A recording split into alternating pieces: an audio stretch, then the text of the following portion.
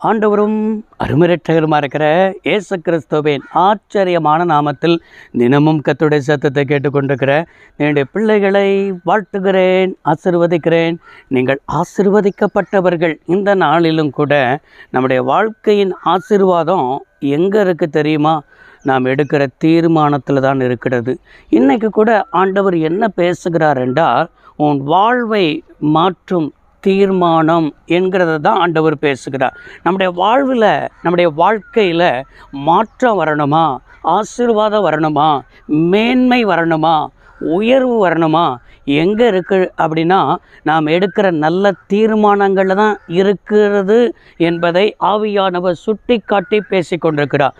யோசுவா நாட்களில் யோசுவா 24ஆம் அதிகாரம் 15வது வசனத்தில் இவ்வாறாய் எடுக்கிற தீர்மானத்தை பார்க்க முடிகிறது. நானும் என் வீட்டாரும் என்றால் கர்த்தரையே சேவிப்போம் என்கிற ஒரு தீர்மானம் எடுத்தான். அன்றைக்கு யோசுவா வாழ்ந்த நாட்களில் விக்கிரகங்களால் நிறைந்த நாட்கள். விக்கிரகங்களை பின்பற்றி ஜனங்கள் போனார்கள்.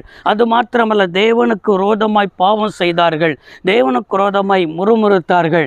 தேவனை விட்டு அந்நிய தெய்வத்தை நாடி போகும் பொழுது கூட இவனுக்குள்ள ஒரு தீர்மானம் எடுக்கிறான். நானும் என் வீட்டாரும் என்றால் கர்த்தரையே சேவிப்போம் என்கிற தீர்மானத்தில் உறுதியாய் காணப்பட்டான்.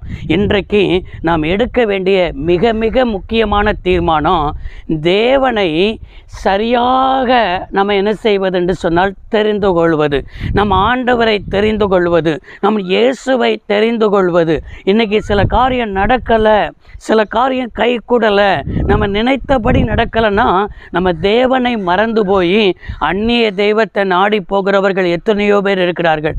நம்ம வாழ்க்கையில் நடந்தாலும் சரி, நடக்கலனாலும் சரி, நம்முடைய தகப்பனை என்ன செஞ்சிடக்கூடாது, விட்டுறக்கூடாது. நம்முடைய ஆண்டவரை விட்டுறக்கூடாது. ஆண்டவரை தெரிந்து கொள்கிறதான சரியான தீர்மானம் எடுக்கணும். ரெண்டாவது, பாவத்தை விட்டு விலகுகிறதற்கு நம்ம தீர்மானம் எடுக்க வேண்டும். இன்றைக்கு நம்மளை சுற்றிலும் அநேக பாவங்கள் இருக்கிறது. வேதத்தில் எபிரேயர் 12ஆம் அதிகாரம் 1வது வசனத்தில் பாவத்தை விட்டு என்று சொல்லப்பட்டிருக்கு. அது நெருங்கி இருக்கிற பாவத்தை விட்டு என்று அறிக்கையிடதை பார்க்க முடிகிறது. அப்படி என்றால் நம்மளை சுற்றிலும், நீங்கள் இருக்கிற வேலை ஸ்தலத்திலும் கூட, உடைய குடும்பத்திலும் கூட, தனிப்பட்ட வாழ்க்கையிலும் கூட எத்தனையோ பாவம் செய்வதற்கு அத்தனை வாய்ப்புகளும் இருந்தாலும் கூட பாவத்தை நான் செய்ய மாட்டேன், இது என் தேவனுக்கு விரோதமான பாவம் என்று சொல்லி பாவத்தை விட்டு விலகுகிற தீர்மானத்தில் என்ன செய்யணும்? நிலைத்திருக்கணும். மூன்றாவது, விசுவாசத்தில் நிலைத்திருக்கிற தீர்மானம் நம்முடைய வாழ்க்கையில் வேணும். சில காரியத்தில் தேவன் நம்முடைய வாழ்க்கையில் தாமதிக்கிறாரா, தாமதம் ஏற்படுகிறதா, தேவன் நம்முடைய வாழ்க்கையில் மௌனமாக இருக்கிறாரா, விசுவாசத்தோடு கூட நிலைத்திருக்கிற தீர்மானம். அடுத்து தேவ சித்தத்தில் வாழ்கிற தீர்மானம் நமக்கு வேணும். தேவ சித்தத்தை தான் செய்வேனே தவிர என் சித்தத்தை செய்ய மாட்டேன், என் விருப்பத்தை செய்ய மாட்டேன், தேவ சித்தத்தை செய்வேன் என்று சொல்லி நல்ல தீர்மானங்களை நீங்கள் எடுத்து பாருங்க.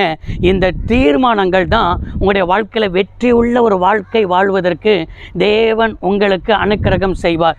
ஒரு மனிதனுடைய வாழ்க்கையில் மாற்றுவது சூழ்நிலை அல்ல, அவன் எடுக்கிறதான சரியான தீர்மானம் தான் அவன் வாழ்க்கையை மாற்றுகிறதற்கு போதுமானதாக இருக்கிறது. நீங்கள் எப்படிப்பட்ட தீர்மானத்தை எடுக்க போகிறீங்க? தேவனை சரியான தேர்ந்தெடுக்கிற தீர்மானம் எடுக்க போகிறீங்களா?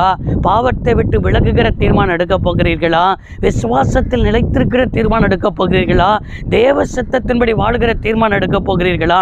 நீங்கள் சரியான தீர்மானத்தை எடுத்து பாருங்கள். உங்களுடைய வாழ்க்கையில் சரியாக இருக்கும், உங்கள் வாழ்க்கையில் நேர்த்தியாக இருக்கும். நீங்கள் எடுக்கிற தீர்மானம் தான் உங்கள் வாழ்க்கையில் ஆசீர்வாதம் என்பதை புரிந்து கொள்ளுங்க.